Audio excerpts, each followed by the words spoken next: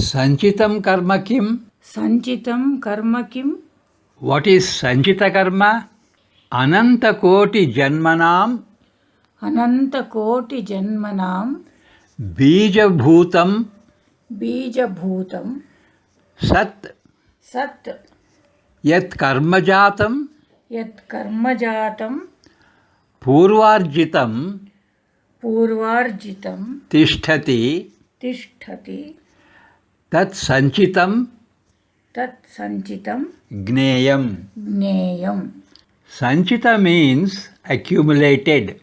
The results of actions performed in all the previous lifetimes, which get accumulated and remain in seed form, they give rise to endless number of births in future.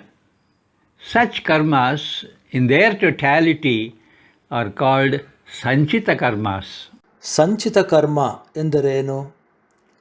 ಸಂಚಿತ ಎಂದರೆ ಕ್ರಮೇಣವಾಗಿ ಕೂಡಿಕೊಂಡು ವೃದ್ಧಿಸುವುದು ಎಂಬುದಾಗಿ ಅರ್ಥ.